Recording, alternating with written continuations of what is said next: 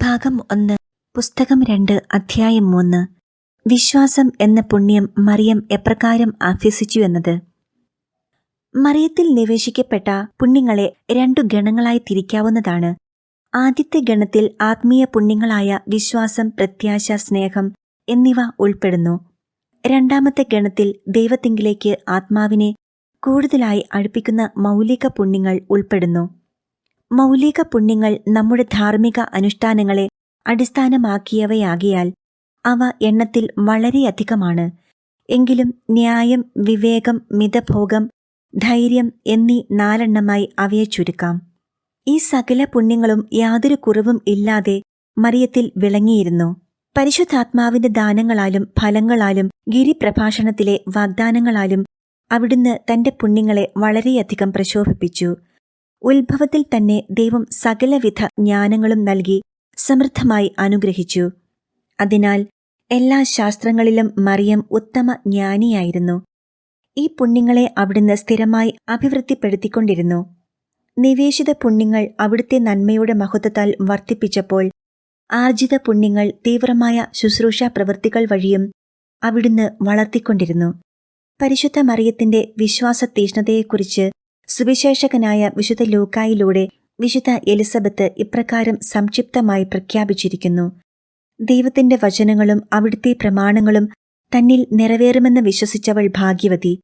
ലൂക്ക 1:45. നമ്മുടെ ദൈവമാതാവിന്റെ വിശ്വാസത്തിന്റെ ആഴം അവിടുത്തെ ഭാഗ്യത്തിൽ നിന്നും അവിടുത്തേക്ക് ലഭിച്ച മഹനീയ സ്ഥാനത്തിൽ നിന്നും നമുക്ക് മനസ്സിലാകേണ്ടതാണ്. പരിശുദ്ധ മറിയത്തിന്റെ വിശ്വാസ തീക്ഷ്ണത എല്ലാ സൃഷ്ടിജാലങ്ങളുടേതിനേക്കാളും ഉപരിയാണ്. മനുഷ്യരിലെ വിശ്വാസരാഹിത്യത്തെ നികത്താൻ പര്യാപ്തമായിരുന്നു അവിടുത്തെ വിശ്വാസത്തിന്റെ ആഴം.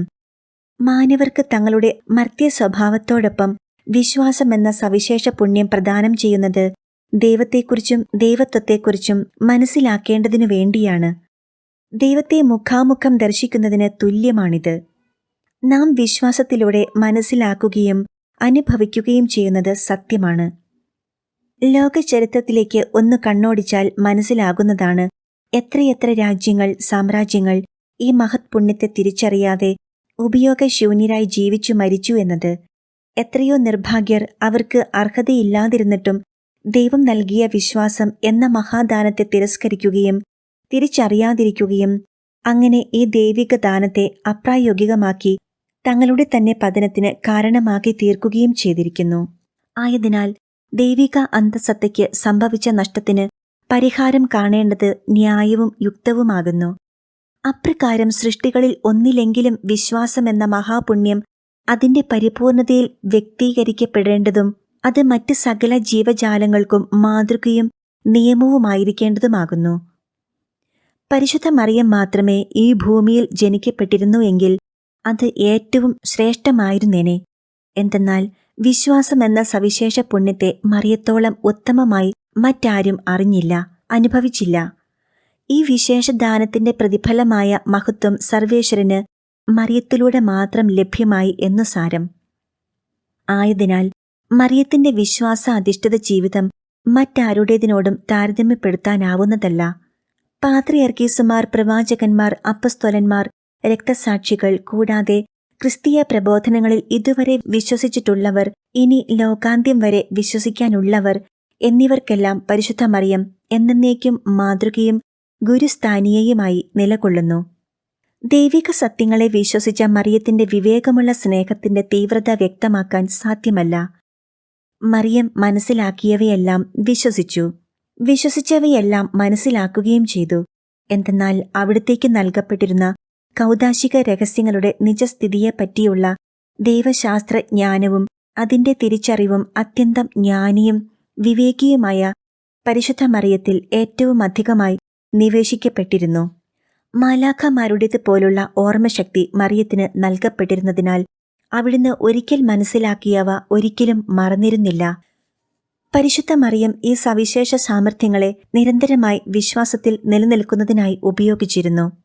ഇപ്രകാരം പരിശുദ്ധ മറിയം ഔദ്യോഗികമായി വേദവ്യാഖ്യാതാവായിരുന്നില്ലെങ്കിലും ദൈവിക അന്തഃസത്തയെക്കുറിച്ച് അവിടത്തേക്കുള്ള അറിവും ബോധവും സമ്പൂർണവും അനിതര സാധാരണവും അവർണ്ണനീയവുമായിരുന്നു. സ്വർലോകത്തേക്ക് യാത്ര ചെയ്തിട്ടുള്ള ചെയ്യാനിരിക്കുന്ന സകലരെയും കാൾ അത്യുന്നത സ്ഥാനം പരിശുദ്ധ മറിയം കരസ്ഥമാക്കുകയും ചെയ്തു.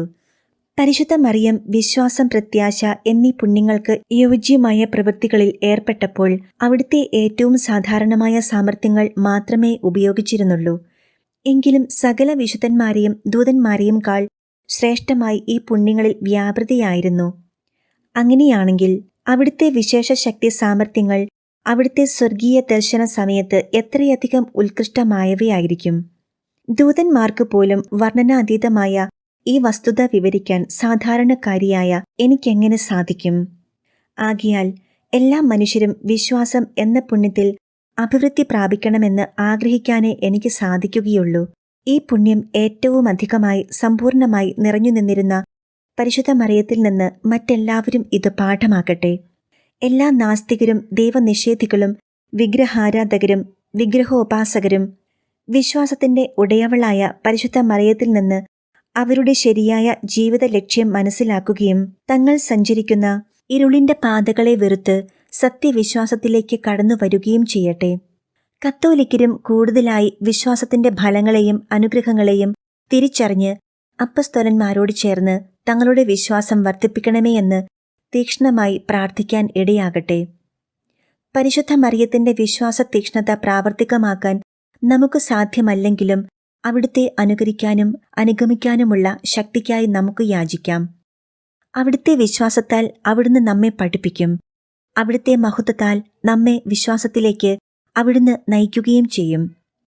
വിശുദ്ധ പൗലോസ്ലീഹ നമ്മുടെ പൂർവ്വപിതാവായ അബ്രാഹത്തെ വിശ്വാസികളുടെ പിതാവെന്ന് വിളിക്കുന്നു.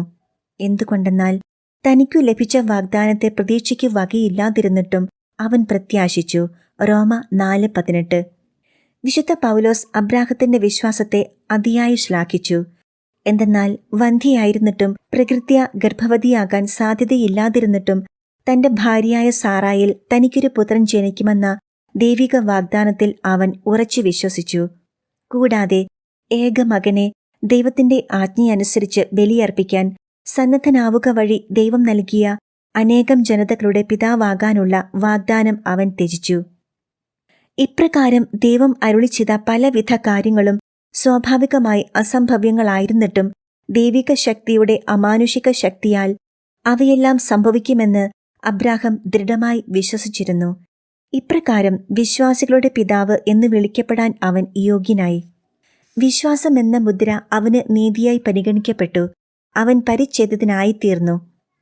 പക്ഷേ നമ്മുടെ അതീവ ബഹുമാന്യയായ രാജ്ഞി വിശ്വാസത്തിന്റെയും വിശ്വാസികളുടെയും മാതാവെന്ന് വിളിക്കപ്പെടാൻ കൂടുതൽ അധികാരവും അവകാശവും ഉള്ളവളാകുന്നു. കൃപയുടെ നിയമത്താൽ എല്ലാ വിശ്വാസികളുടെയും ആധാരവും അടിത്തറയും അവിടുന്നിലൂടെയാണ് നൽകപ്പെട്ടത്. കാലത്തിന്റെ ക്രമത്തിൽ അബ്രാഹം മുമ്പെയായിരുന്നു. അദ്ദേഹം മിശിഹ ഗമനത്തെക്കുറിച്ചുള്ള ദൈവിക വാഗ്ദാനങ്ങളിലും മറ്റു പല ദൈവിക പ്രവൃത്തികളിലും ഗാഢമായി വിശ്വസിക്കുക വഴി ഹെബ്രായരായവരുടെയെല്ലാം തലവനും പിതാവുമായി നിയോഗിക്കപ്പെട്ടു. എങ്കിലും പ്രസ്തുത ദൈവിക വാഗ്ദാനങ്ങളിൽ മറിയത്തിനുണ്ടായിരുന്ന വിശ്വാസവും ഉറപ്പും നിസ്സംശയം അബ്രാഹത്തിൻ്റെതിനേക്കാൾ മഹനീയവും മഹത്തരവുമായിരുന്നു. വന്ധ്യയും വൃദ്ധയും ആയവൾക്ക് സന്താനം ജനിക്കുക എന്നതിനേക്കാൾ എന്തുകൊണ്ടും അവിശ്വസനീയവും അഗ്രാഹ്യവുമായത് ഒരു കന്യകയ്ക്ക് പുത്രൻ ജനിക്കുക എന്നതാണ്. കൂടാതെ പൂർവ്വപിതാവായ അബ്രാഹത്തിന് തന്റെ പുത്രനെ ഇസഹാക്കിനെ ദൈവത്തിന് ബലിയായി അർപ്പിക്കണമെന്ന് മുൻകൂറായി അറിയില്ലായിരുന്നു. എന്നാൽ മറിയത്തിന് തന്റെ പ്രിയപുത്രനെ ബലിയായി അർപ്പിക്കണമെന്ന് നിശ്ചയമായും അറിയാമായിരുന്നു. അതുകൊണ്ട് മറിയമാണ് ദൈവിക രഹസ്യങ്ങളിൽ കൂടുതൽ വിശ്വാസമർപ്പിച്ചതും മനുഷ്യ അവതാരത്തിന്റെ കൗദാശിക രഹസ്യങ്ങളിൽ എത്രത്തോളം ആഴമായി വിശ്വസിക്കണമെന്ന് നമ്മെ പഠിപ്പിച്ചതും. ആയതിനാൽ ഏകസത്യവിശ്വാസമായ കത്തോലിക്ക വിശ്വാസത്തിന്റെ ഉദാത്ത മാതൃകയായും വിശ്വാസികളെല്ലാവരുടെയും മാതാവായും പരിശുദ്ധ മറിയത്തെ നാം ഉറപ്പായും പരിഗണിക്കേണ്ടതാണ്. ഈ അധ്യായം പൂർത്തിയാക്കുന്നതിനു മുൻപ് ഞാൻ ഇപ്രകാരം കൂട്ടിച്ചേർക്കുന്നു: നമ്മുടെ കർത്താവും ഗുരുവും രക്ഷകനുമായ ക്രിസ്തു തന്നിൽ തന്നെ ദൈവവുമായിരുന്നതിനാൽ അവിടുത്തേക്ക് വിശ്വാസമെന്ന പുണ്യത്തിന്റെ ആവശ്യം ഉണ്ടായിരുന്നില്ല. അവിടുത്തെ മാതാവിനെ തന്റെ സനാതന സഭയുടെ വിശ്വാസത്തിന്റെ സ്ഥാപകയും മാതാവും മാതൃകയുമായി നമുക്ക് നൽകി. ആയതിനാൽ വിധി ദിവസത്തിൽ ഇത്രയും മഹോന്നത മാതൃക നൽകപ്പെട്ടിട്ടും വിശ്വസിക്കാത്തവരെ വിധിക്കുന്നതിൽ അവിടുത്തെ ദിവ്യപുത്രനെ പ്രത്യേകമായി ത്രിലോകരാജ്ഞി സഹായിക്കുക തന്നെ ചെയ്യും. സ്വർഗീയ രാജ്ഞിയുടെ വചസ്സുകൾ. എന്റെ പുത്രി, ലൗകികമായി മാത്രം ചിന്തിക്കുകയും ദർശിക്കുകയും ചെയ്യുന്ന മർത്യർ വിശ്വാസം എന്ന സ്വർഗീയ പുണ്യത്തിന്റെ വിലയേറിയ നിധി മനസ്സിലാക്കുന്നില്ല. സത്യത്തിൽ അവർക്ക് അത് മനസ്സിലാക്കാനുള്ള അറിവും വിവേകവും ഇല്ലാതെ പോകുന്നു. വിശ്വാസം ഇല്ലാതിരുന്നെങ്കിൽ ഈ ലോകം എങ്ങനെയായിരുന്നേനെയെന്ന് ഒന്ന് നിരൂപിക്കുക. എന്റെ പുത്രനായ നമ്മുടെ കർത്താവ് വിശ്വാസം നൽകിയില്ലായിരുന്നെങ്കിൽ ഈ ലോകത്തിന്റെ അവസ്ഥ എന്താകുമായിരുന്നു? ജ്ഞാനികളെന്നും ബലവാന്മാരെന്നും ഈ ലോകം പ്രകീർത്തിച്ച എത്രയോ പേർ വിശ്വാസത്തിന്റെ വെളിച്ചം കണ്ടെത്താനാകാതെ തങ്ങളുടെ വിശ്വാസരാഹിത്യം മൂലം തിന്മയുടെ അഗാധ ഗർത്തത്തിലേക്കും പിന്നീട് നിത്യനരകത്തിലേക്കും നിപതിക്കുമായിരുന്നു.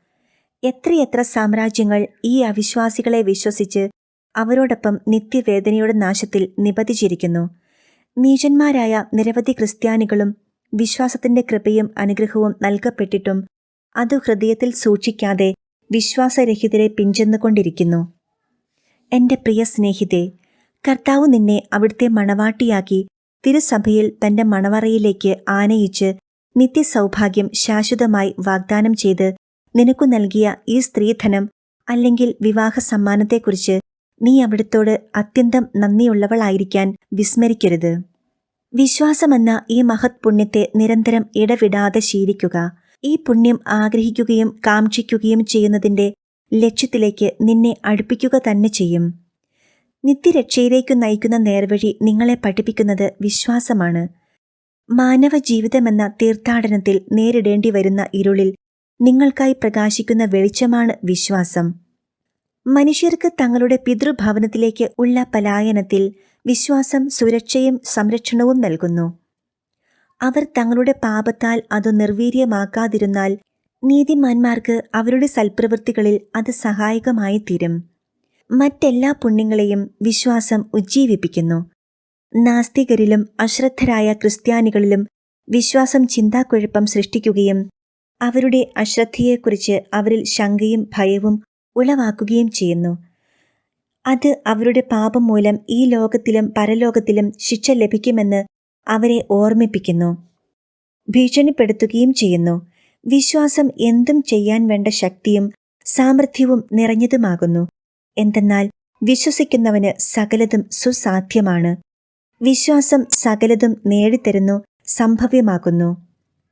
വിശ്വാസം മനുഷ്യന്റെ ചിന്താശക്തിയെ ജ്വലിപ്പിച്ച് അവന്റെ സഹജ സിദ്ധികൾക്ക് അതീതമായി അവന്റെ മനസ്സിനെ ഉണർത്തുകയും വിചാരങ്ങളെ ഉയർത്തുകയും ചെയ്യുന്നു. ജീവിതയാത്രയിലെ ഇരുളിൽ വിശ്വാസം അവന് വഴികാട്ടിയായിരുന്നു. ദൈവത്വത്തെ തുറന്ന നയനങ്ങളോടെ ദർശിക്കുന്നതിന് അവനെ പ്രാപ്തനാക്കുന്നു. സ്വാഭാവികമായ കഴിവുകളാൽ അനുഭവിച്ചറിയുന്നവയെ മാത്രമേ വിശ്വസിക്കൂ എന്ന് കരുതുന്നവരുടെ സങ്കുചിത മനോഭാവത്തിന്റെ അടിമത്തത്തിൽ നിന്ന് വിശ്വാസം അവനെ സംരക്ഷിക്കുന്നു. ആത്മാവ് നശ്വരമായ മാനവ ശരീരത്തിൽ ബന്ധിക്കപ്പെട്ട് ഇന്ദ്രിയങ്ങളുടെ സാധാരണ പ്രവർത്തനം വഴി ആർജിക്കുന്ന നിസ്സാരവും തുച്ഛവുമായ അവസ്ഥയിലേക്ക് അടിമപ്പെട്ടു പോയിരിക്കുന്നു എന്ന സത്യം വിശ്വാസം അവന് വെളിപ്പെടുത്തുന്നു. ആയതിനാൽ എന്റെ മകളെ, വിലമതിക്കാൻ പറ്റാവുന്നതിലുമധികമായ നിനക്കു നൽകപ്പെട്ടിരിക്കുന്ന ക്രിസ്തീയ വിശ്വാസമെന്ന ഈ അമൂല്യ സമ്മാനത്തെ പ്രതി അഭിമാനം കൊള്ളുക. യോഗ്യതാപൂർവം പൂജ്യഭാവത്തോടെ അതിൽ നിലകൊള്ളുകയും അത് അഭ്യസിക്കുകയും ചെയ്യുക. വിശ്വാസത്തിലൂടെ അതിന്റെ ദാതാവായ ദൈവത്തെ മഹത്വപ്പെടുത്തുകയും ബഹുമാനിക്കുകയും ആദരിക്കുകയും ചെയ്യുക.